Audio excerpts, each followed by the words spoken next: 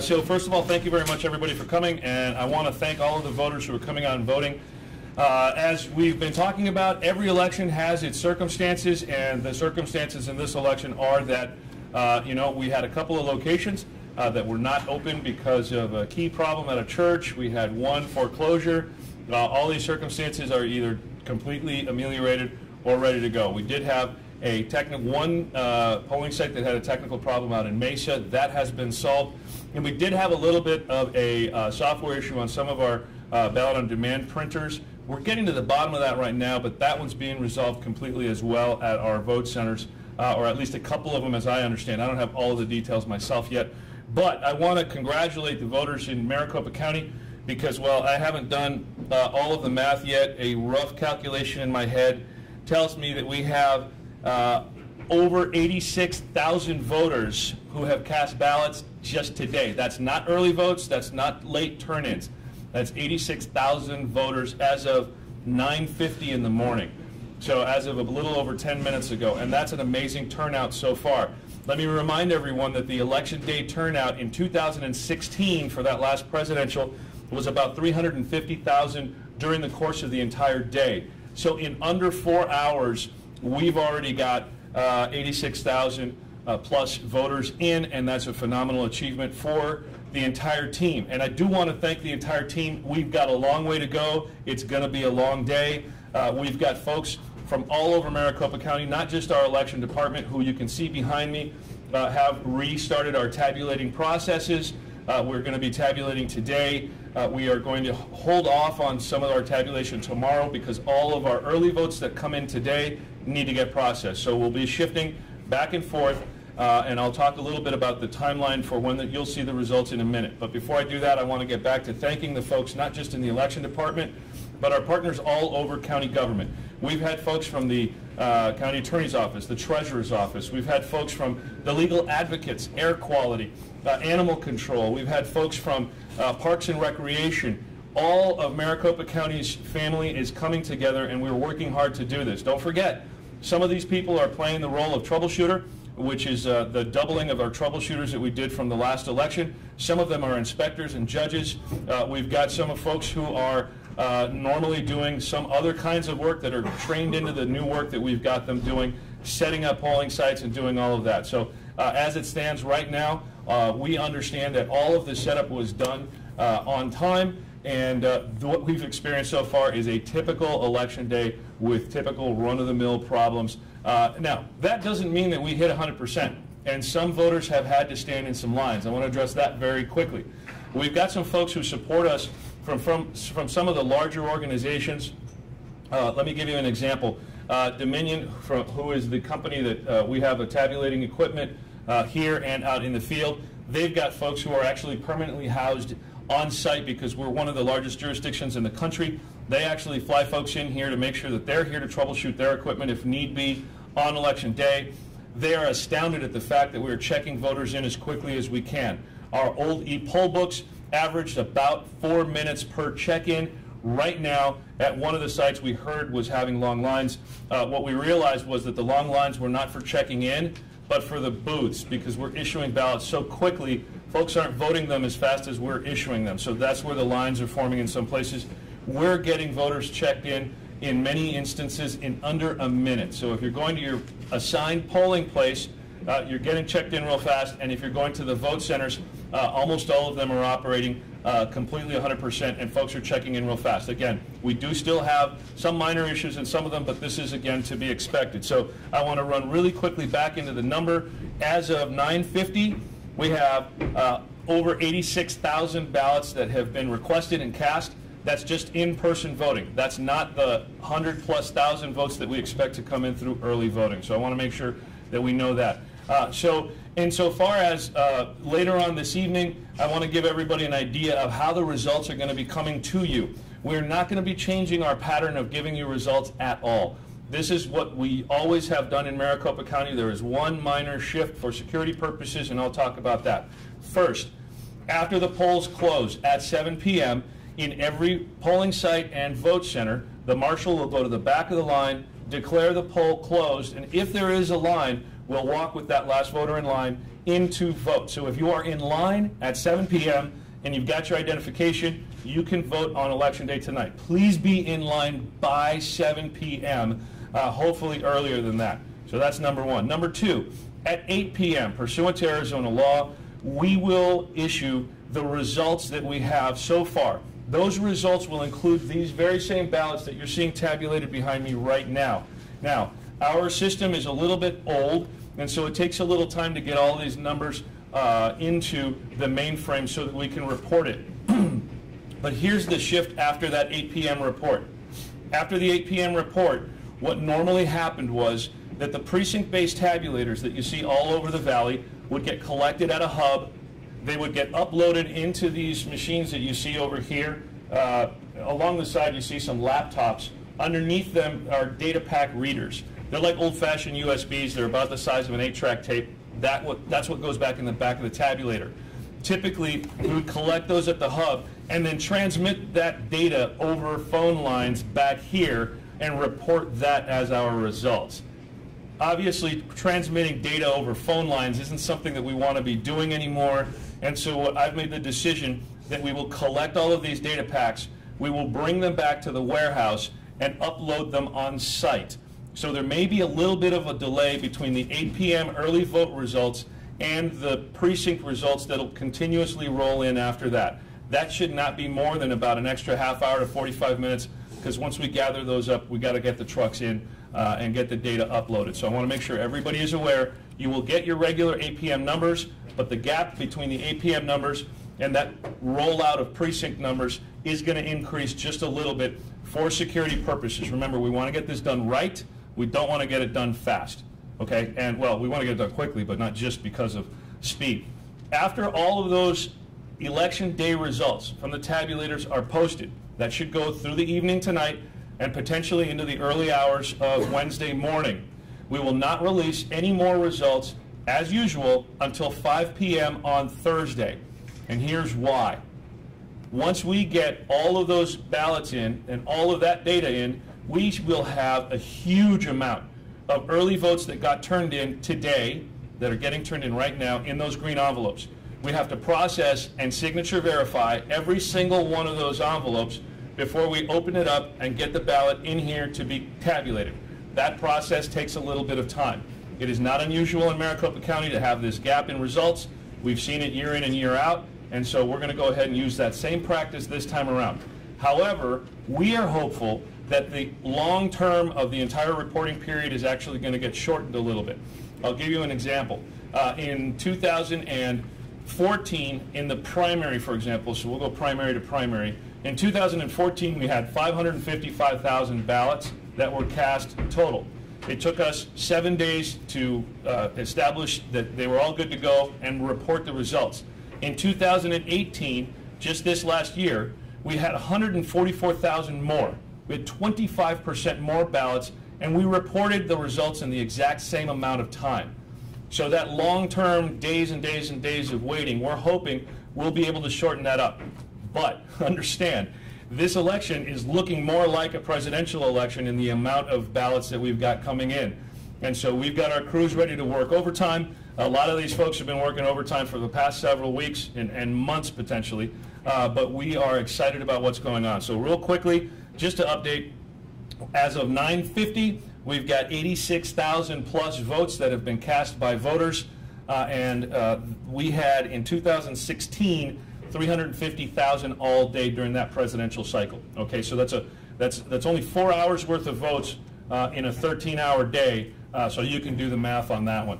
So anyway, I am excited about moving forward with this.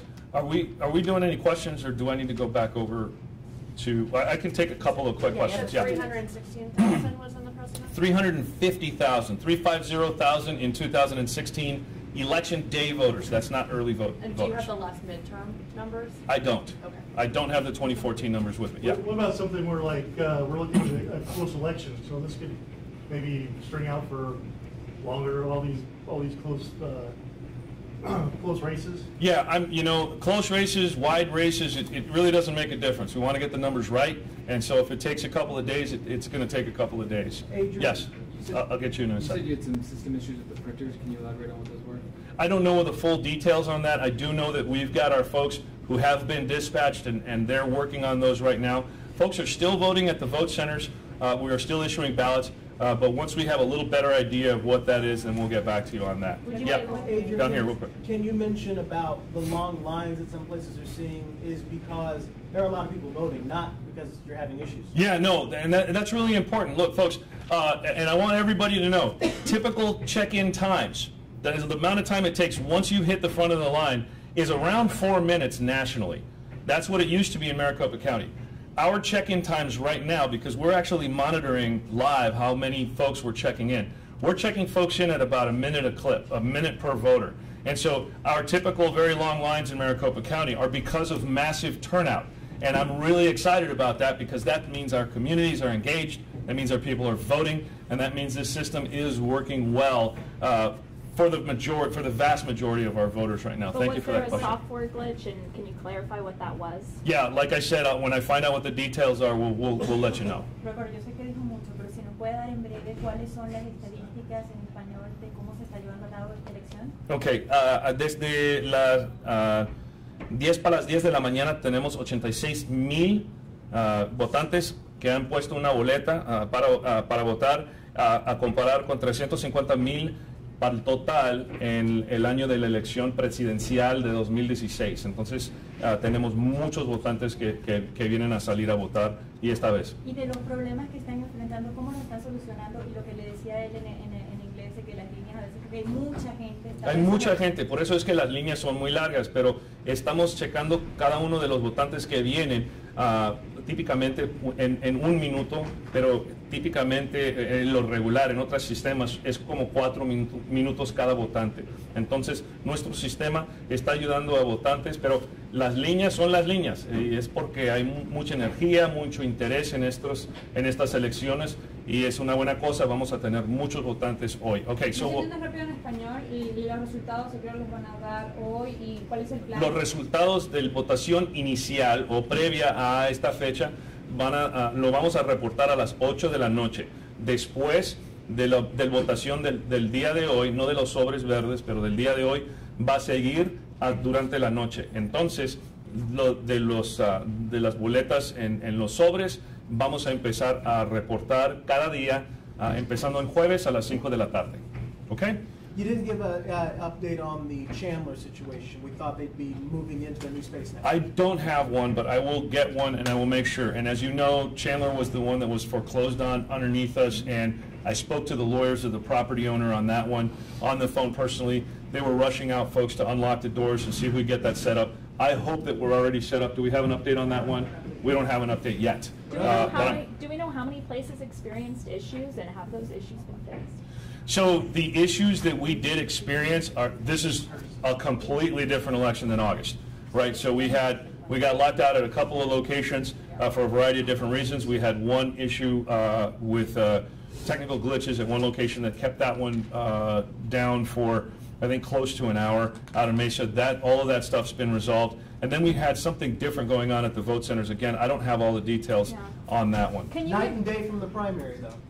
Oh yeah, this is totally different. Well, yeah, it's totally we're different. getting reports from at least 5, 6 different polling places from viewers with printing issues, frustrated. There has to be some part of accountability on your part. Is there anything that you could say to frustrated Well, viewers? as soon as I can find out what those issues are, I'll be able to address that. But the reality is that we've got all kinds of things going on with 500 different locations, and if we've only got issues at 4 or 5 of them, I think we're about par for the course for an operation that is this massive. I'm not happy that any voters are finding any frustration, and that bothers me a little bit too, but every time we're seeing a problem pop up, we're attacking it with vigor, and I think that we're operating in an entirely different environment that we were in August, and that's because of our partners and the great staff that we've had working so hard since August and that election. But just for context, 4 or 5 places where they're having a printing issue is not 40 locations that at 10 o'clock weren't open on primary. Oh yeah, this is a completely different election than what we had in August. I mean, this is, again,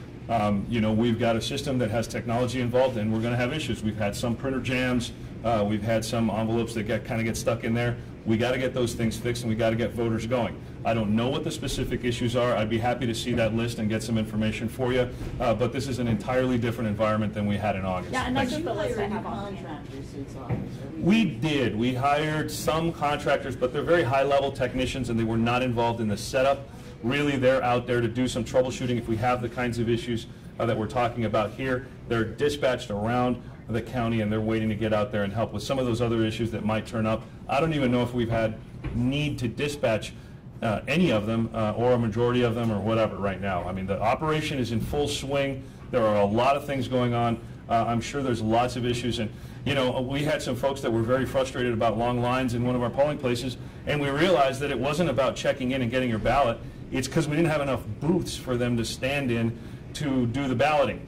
So our systems are working very well in most places, and I think we're having a really good election so far today. I absolutely think we're going to have more information. Yeah, Murph. One of the things we're getting reports on is that the ballots are also getting long, so there's a lot of issues that people... Oh, yeah, there's like a gazillion judges that are up this time around, and I think, I mean, Phoenix has got at least, there's a couple of cities that have a bunch of propositions on there, so this is not a short ballot. I mean, it's all the way down the front and all the way down the back. And here's another thing. People are being careful about filling out these ballots. People are not avoiding a lot of the races. And if you compare it to the CD8 general election, for example, I mean, look, there was one election. It was one, you either pick one candidate or the other, and that was it. This one, you've got U.S. Senator, you've got governor, you've got all kinds of judges and stuff. So it's going to take a little longer to fill out those ballots on election day, and you know, that's okay. That's what elections are all about. Any of the polling sites posting anything about how the Green Party candidate withdrew from the Senate race? That is a really, really good question, and I don't have the answer for that one. I do know that the Green Party candidate for United States Senate, as you indicated, we got notified, it was yesterday or the day before of the official withdrawal? Yesterday. And we've updated, we have a web page on our website. So it's updated on the website that shows that that Green Party candidate has withdrawn. And so, yeah, so the write-ins and those official things are up there. I can't answer whether or not they're at the specific polling places, but we can get back to you with that one. But then if somebody voted for her anyway, it would just be tabulated. I mean, we don't have any way of reprinting ballots or any of that stuff. No, if somebody had voted for that candidate, then that's their choice to vote for that candidate, and then the candidate makes their choice, and we move along. Could you clarify again when the early ballots that are dropped off today, when are those going to be counted? Did you say Thursday? Yeah, so the early ballots that are dropped off today will begin the process of going through sort of the entire system. First and foremost, they're going to end up getting scanned. Each of those scans gets a human eye check to determine whether that signature matches a prior signature. Once those get instacked, and that means that they're good, then they will come over to this facility. We will pull them out of the envelopes, which is a painstaking process for hundreds of thousands of these, and we keep them in trays so that that whole process is auditable. After that, then we will begin to tabulate them. And, excuse me, our results for tabulation are usually about half a day behind when we're done counting, because we want to make sure that we get the numbers just right. So that's why after after very late tonight or early tomorrow morning, we're not going to have results until Thursday at 5, and then every day thereafter at 5 p.m. we'll release the results until we're done. Would you mind telling us again what's going on behind you? Yeah, what's going on behind us is the actual ballots are being tabulated. These are a lot of the early ballots that had already gone through the process that I just explained. If you look at some of the pallets right behind me, these big boxes of boxes, and then all the way over there, you will see we've already tabulated well over 700,000 of the early votes that have come in. We've got well over, well, a good chunk over 1 million early votes that are already in our hands and in the process. So this election has been well underway for weeks, and we've been processing our ballots for quite some time. And so this whole thing's been moving. Just for clarification, what does tabulating mean? Tabulating actually means exactly what these guys are doing. So they'll get that stack with those little audit sheets. They'll add those to the log. That log will then be commensurate with the memory packs in the computer. The ballots will get run through. They'll get, the good ballots will come into these boxes here, as you see, and if we have an out stack, that'll come into the top. I'll talk more about the out stack and the process that we reinstituted this year under my administration that was turned off and what that means. But once we get those are for either write-ins or if there's an overvote, those all have to be inspected as well. So there's a lot of process that goes on with a lot of these ballots. we've got over 100,000 ballots that need hand processing after this tabulation. So there's a lot of work to be done. You said that the problems, the long lines, were mostly because of a massive turnout. Is that not something that you saw coming? I mean, is the turnout more than... Yeah, absolutely we saw it coming. Of course we did. Okay. Was there any thought to opening more booths or trying to set up more of those voting centers, anything like that? No, this is exactly what we expected, and the question of long lines is really relative. You know, if it's the average as studies go across the United States, most voters expect to stand in line for somewhere between 20 and 30 minutes is what they see as not unreasonable. We've set our line monitoring system up so that once we hit about 30 minutes, then we start really getting concerned. Beyond that, then it becomes a bit of an inconvenience, but we're not going to see any significantly longer lines than that. I'm hoping, but again, we consider the line to be from the point where you show up to the point where you get your ballot, right? And so the fact of voting that ballot is something that, yeah, perhaps we have to get some bigger facilities when we've got these really long ballots and big turnout. Yeah, do you something to address think any about. misinformation? I mean, obviously don't go on social media and look for when and where your ballot needs to be cast, but that could have been possibly what people were doing. So could you address, some people were confused on where they were supposed to go or what time, but it could be because they were looking at the wrong information, not on the county recorder website. Right. What we hope is that folks will depend on official information from official sources. So the Secretary of State's office, our office, the Clean Elections Commission, these are dependable sources of information for the when and where of voting. These are good sources of information for what kinds of ID you have to present at the polls on Election Day. A lot of folks are sharing a lot of information, and there is some misinformation out there.